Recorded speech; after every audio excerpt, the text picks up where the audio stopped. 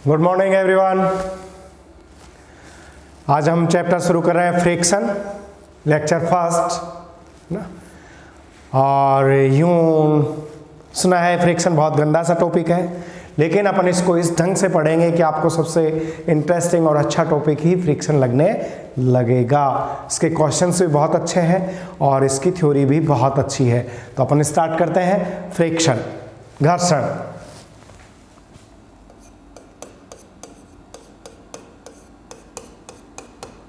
Friction, घर्षण। देखो इसको अपन पहले थोड़ा सा समझ लेते हैं कि जो फ्रिक्शन है ये क्या है। देखो ये कोई सरफेस है और यहाँ हमने ब्लॉक रखा, तो ये जो एरिया है ये कांटेक्ट एरिया, कांटेक्ट सरफेस। ये जो कांटेक्ट सरफेस है, कांटेक्ट एरिया या कांटेक्ट सरफेस, ये दिखने में हमें कैसी दिख रही है? स्मूथ दिख रही है। लेकिन एक्चुअली जब हम माइक्रोस्कोपिक व्यू लेते हैं इसका, माइक्रोस्कोप से इसको देखते हैं, तो ये सरफेस के अंदर एक्चुअल क्या है, वो जो सिचुएशन है वो इधर दिखाई देती है। देखो क्या एक्चुअल में जो ये सरफेस है यहाँ पे इस तरह की दिखाई देती है, ऐसी। और ऊपर से जो अपन ने सरफेस ली ये भी इस तरह की दिखाई देती है। ये जो अपन ने ब्लॉक रखा था, ये ब्लॉक रख दिया। तो अब देखो यहाँ पर जो ये एरिया अपने को दिखाई दिया है, ये एक दूसरे के अंदर, इसको बोलते हैं इंटरलॉकिंग। ये क्या हो रखी है? इंटरलॉकिंग हो रखी है, इंटरलॉक्ड है। ये क्या है? इंटरलॉक्ड है। और इसको मैं बोल सकता हूं कि एक्चुअल में इसको बोलते हैं cold welding. Cold welding, cold welding. ये इस तरह से देखो, एक नीचे की सरफेस अपने को दिखने को तो यूं दिख रही थी, लेकिन एक्चुअल में यूं फंसे हुए हैं इस तरह से। तो अब हम कहीं फोर्स अप्लाई करेंगे तो देखो ये इस तरह से फोर्स अप्लाई होगा, एक लिमिट तक फोर्स अप्लाई होगा, उसके बाद ये इस पर फिसलेगी। तो अब देखो इस पर हमने एक्सटर्नल फोर्स F अप्लाई किया, तो यहाँ इसकी सिचुएशन देखो, जब F अप्लाई किया तो ये इंटरलॉक तो फंसे हुए हैं, तो जितना हम F लगाएंगे इसके जस्ट अपोजिट डायरेक्शन में उतना ही फ्रिक्शन लग रहा है, उतना। इसी का नाम क्या है? फ्रिक्शन। इस कोल्ड वेल्डिंग जो और ये अपोज जो कर रहा है, फिर यही इसी का नाम क्या है? फ्रिक्शन है। तो अब अपने कुछ चीजें क्लियर हो गई होंगी कि देखो क्या क्या टाइम क्लियर हो गया कि हमने देखो ये किया और फोर्स लगाया, तो एक्चुअल हमें जो दिख रहा था वो नहीं था। माइक्रोस्कोप से देखा तो इंटरमोलेकुलर जो था, बीच में गैप था, उसमें इस तरह से इंटरलॉक हो गए। और ये यूं जब हम फोर्स लगा रहे थे ये इसको रोकते हैं। देखो हम इधर जा रहे हैं तो फिंगर से इधर टेढ़ी हो रही, और इट मीन्स जिधर फोर्स लगाएंगे, यदि फोर्स यहाँ लगाएंगे तो ये इधर भी रोकेगा। तो अब अपने को क्लियर हो गया कि इस इंटरलॉकिंग यानी कोल्ड वेल्डिंग के कारण जो हो रहा है, और जो एक्चुअल रीजन है इस कोल्ड वेल्डिंग का, वो रीजन क्या है? Intermolecular forces. Intermolecular forces, intermolecular forces. यानी आपसे पूछा जाए कि रीजन ऑफ फ्रिक्शन प्रेस करने से ऐसा क्या हो जाता है? इंटरलॉकिंग। तो ये क्या है? यानी attraction between, attraction between molecules of two surface, molecules of two surface at contact point, at contact point। ये इसका एक्चुअल रीजन होगा कि फ्रिक्शन का reason intermolecular forces, it means attraction between molecules of two surface at contact point. Clear? ये था इसका reason, interlocking का reason, या इसको अपन क्या कह रहे थे? कोल्ड वेल्डिंग, जिसको अपन बोल रहे हैं। अब मैं बात करूं कि व्हाट इज फ्रिक्शन, तो अब हमारे कुछ चीजें क्लियर हो गई हैं फ्रिक्शन के बारे में, कि हमें ये कॉन्सेप्ट हमें सीखना था कि what is friction. What is friction. तो पहली बात, जब तक सरफेस कांटेक्ट में नहीं रहेंगी तो फ्रिक्शन नहीं। तो हम एक बात तो क्या कहते हैं, देखो फर्स्ट जो पॉइंट हमें यहाँ निकल के आया, फर्स्ट पॉइंट हमारे पास निकल के आया, it is a contact force, it is a contact force, ठीक है। फिर दूसरा पॉइंट निकला, ये कौन सा फोर्स है भाई, ये है अप्लाइड फोर्स, ये जो फोर्स है ये कौन सा है, अप्लाइड फोर्स। अप्लाइड फोर्स हमने लिखा है तो देखो, और अप्लाइड फोर्स इधर लगा देते थे, फ्रिक्शन इसके अपोजिट, तो इट मींस ये क्या है भाई,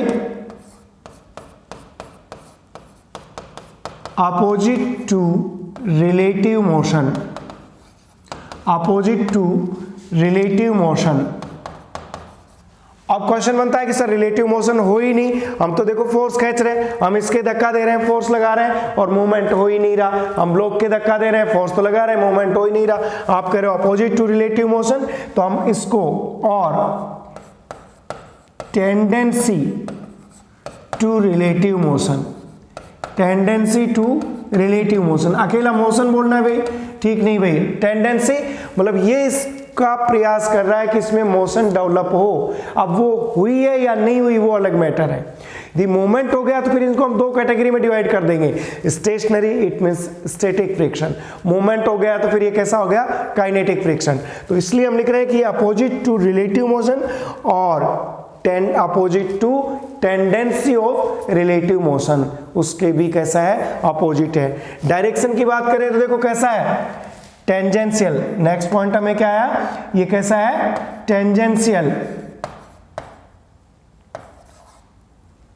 tangential, tangential it means parallel to surface, parallel to surface, यानी यहां पर जो सरफेस है ये रफ सरफेस है, स्मूथ सरफेस जो अपन एनएलएम में ले रहे थे वहां पे फ्रिक्शन को क्या माना गया था, जीरो, उनको स्मूथ सरफेस बोलते हैं और इनको क्या बोलते हैं, rough surface. Ideal smooth surface कोई भी नहीं है, कुछ ना कुछ फ्रिक्शन होता है, क्लियर।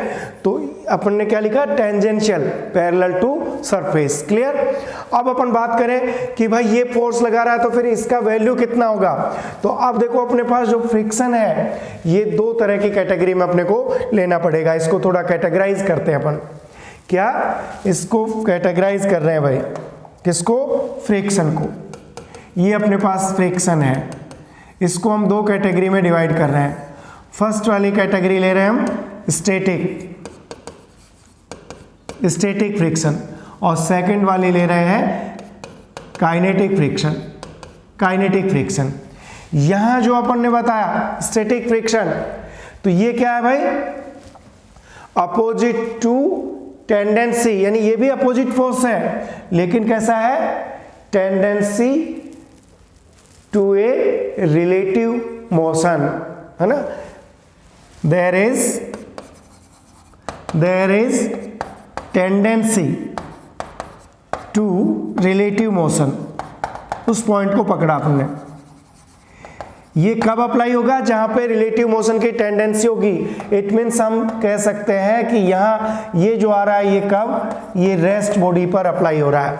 और यहां काइनेटिक फ्रिक्शन की हम बात करेंगे, काइनेटिक फ्रिक्शन की बात करेंगे तो there is relative motion, there is relative motion, there is relative motion, there is relative motion. It means ये मूविंग बॉडी पर मोशन की बात आ गई यहाँ पे, ठीक है। तो फिर स्टैटिक फोर्स का फॉर्मूला, स्टैटिक फोर्स का फॉर्मूला तो कोई है ही नहीं, ये तो किस पर डिपेंड करता है, अप्लाइड फोर्स पर हमेशा उसके। यदि अप्लाइड फोर्स, ये अपने पास कोई ब्लॉक है, ये अपने पास कोई ब्लॉक है, अप्लाइड फोर्स ये सरफेस पर रखा, अप्लाइड फोर्स इधर लगाया, फ्रिक्शन ये लग गया। यदि हमने अप्लाइड फोर्स इस ब्लॉक पर डायरेक्शन चेंज की, यहाँ लग गया तो फ्रिक्शन इधर लग गया। और एक और बात बता दूं, यदि दोनों सरफेस ए और यहाँ मैं सरफेस बी ले लूं, तो यदि ए इधर जा रही है तो देखो एफ ए बी का फ्रिक्शन ये हो गया भाई, लेकिन यदि ये इसको पीछे तो इसके जस्ट अपोजिट एफ बी ए, यानी हमेशा ये तो एनएलएम थर्ड में हो गया कि पेयर नेचर होती है किसी भी फोर्स की, पेयर नेचर होती है। तो दो बॉडीज को लेंगे रिलेटिव मोशन, तो ए का बी के रेस्पेक्ट में फ्रिक्शन और बी का ए के रेस्पेक्ट में फ्रिक्शन कैसे रहेंगे, इक्वल और अपोजिट रहेंगे। ए का बी के रेस्पेक्ट में और बी का ए के रेस्पेक्ट में इक्वल रहेंगे और डायरेक्शन कैसे रहेगी, अपोजिट रहेगी दोनों का, लेकिन और लगेगा हमेशा कैसे, टेंजेंशियल डायरेक्शन में, हमेशा टेंजेंशियल डायरेक्शन में। ठीक है, तो अब स्टैटिक फोर्स की अपन बात समझते हैं। देखो स्टैटिक फोर्स की, तो अपन ने कहा क्या, there is a tendency to relative motion, जहां पे होगी मतलब मोशन बॉडी रेस्ट में होगी वहां स्टैटिक रहेगा। तो देखो इसमें अपन क्या काम कर सकते हैं, हम इसका एक्सप्लेनेशन देखते हैं भाई।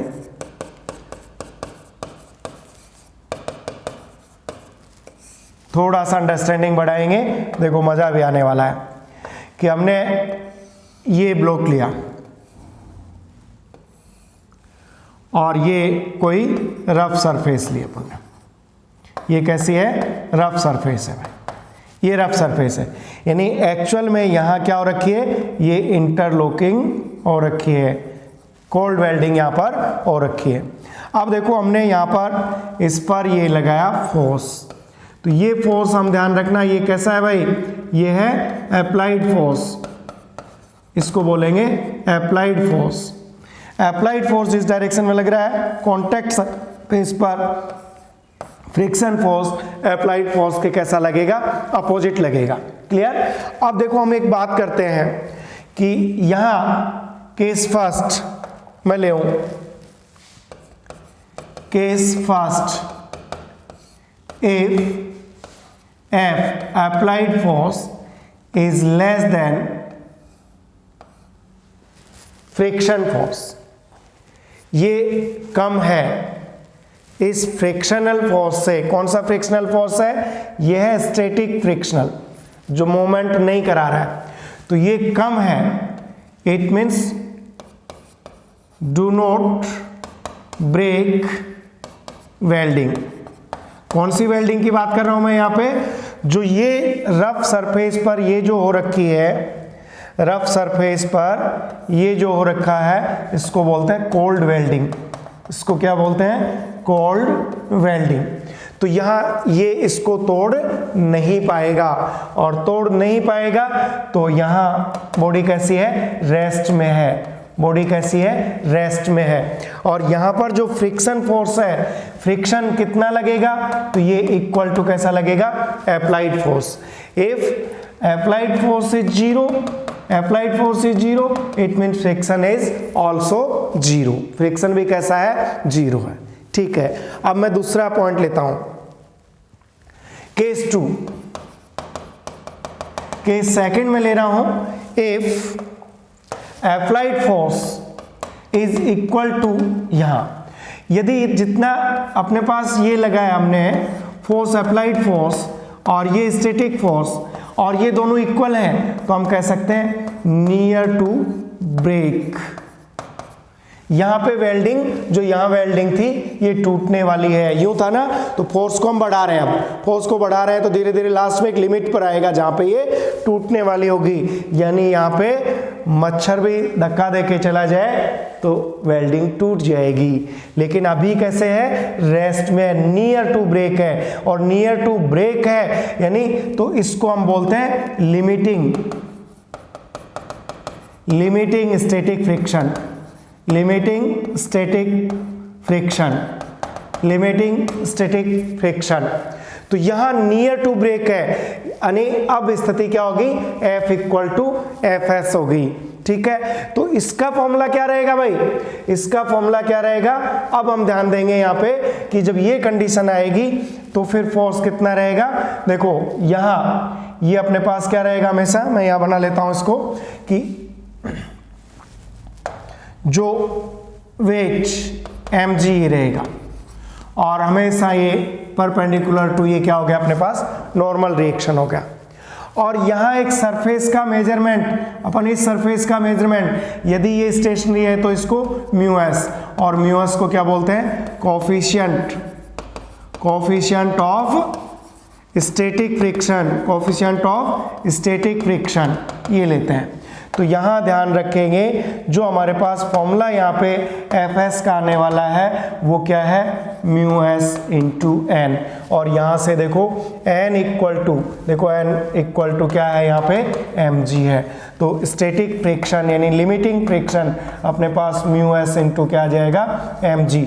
ये जो फ्रिक्शन है ये मैक्सिमम कह सकते हैं, लिमिटिंग कह सकते हैं। तो maximum friction mu S into क्या रहेगा, एन। और यहाँ म्यू एस किस पर डिपेंड करता है, सरफेस पर डिपेंड करता है, नेचर ऑफ सरफेस और रफनेस ऑफ सरफेस पर डिपेंड करता है। ये nature of surface and roughness of surface पर डिपेंड करता है जो ये फ्रिक्शन है ना। तो इसलिए इसका मेजरमेंट क्या है, म्यू एस है। अब हम इसका मेजरमेंट भी कर सकते हैं। देखो यहाँ पर एक अपने को रिजल्टेंट लेंगे और यहाँ एक मैं इसको भी कंप्लीट कर देता हूँ बात को भी।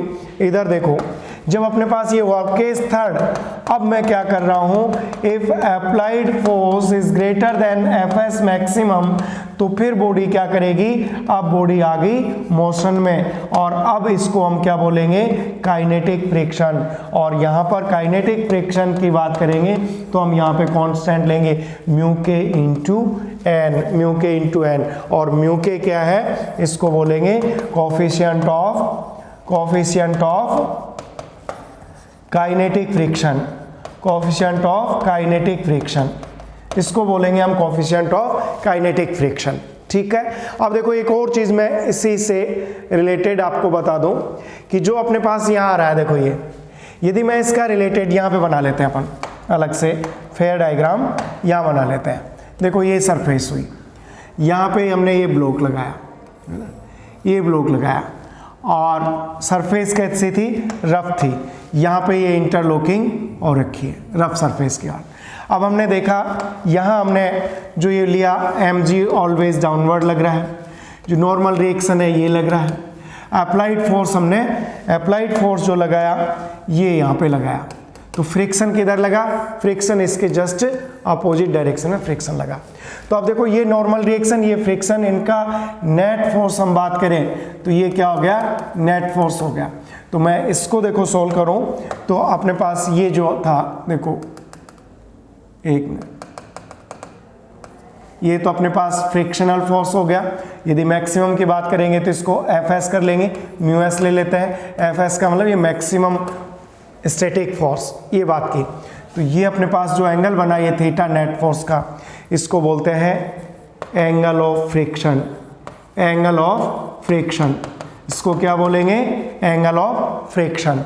एंगल ऑफ फ्रिक्शन देखो यहाँ से निकाल सकते हो, एंगल ऑफ फ्रिक्शन यहाँ से निकाल लो आप। कैसे निकालोगे angle of friction, tan theta equal to, देखो यहाँ पे टेन थीटा इक्वल टू क्या आ रहा है अपने पास, एफ एस ये रहा और ये क्या है एन, और ये एफ एस अपॉन एन किसको बताता है, म्यू एस को। ये किसको बताता है भाई, म्यू एस को।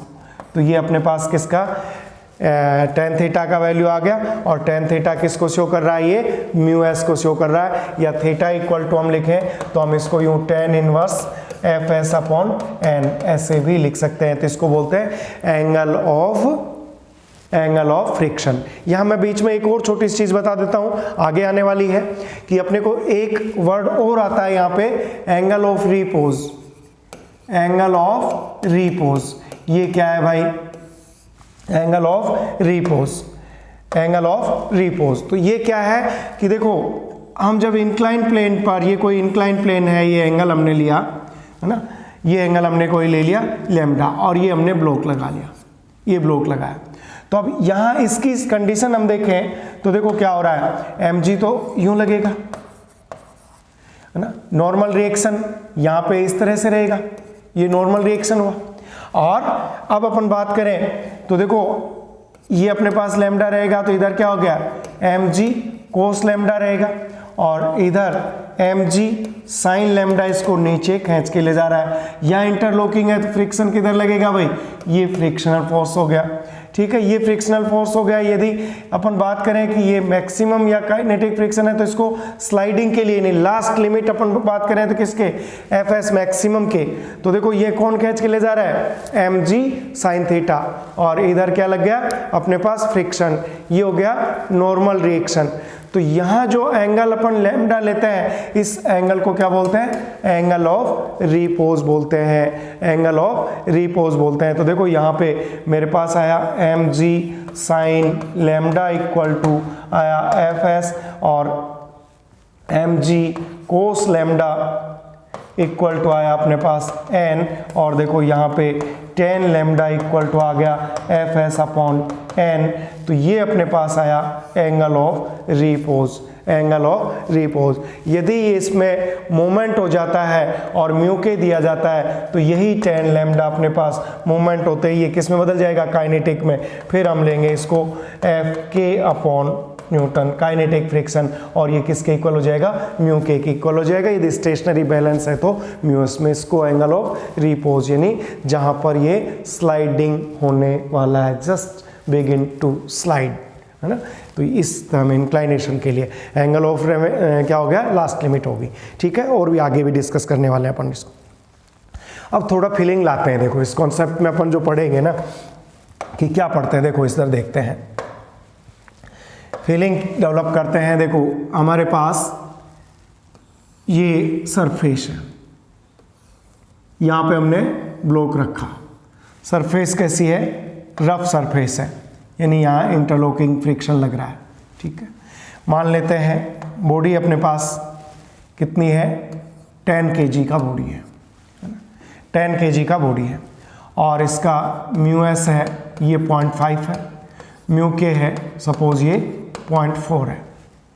यहाँ पे अप्लाइड फोर्स लगाया हमने F, तो इधर लगा इसका फ्रिक्शनल फोर्स Fs। ओके, तो अब देखो हमारे पास यदि हमें Fk और Fs की वैल्यू फाइंड करनी हो तो हम सिंपली देखो वापस मैं चेक करूँ इसको, तो देखो क्या आएगा? हमेशा mg इधर लगेगा, mg का मतलब 10 × g 100 न्यूटन लग गया, और इसके अपोजिट नॉर्मल रिएक्शन क्या लग गया? n लग गया।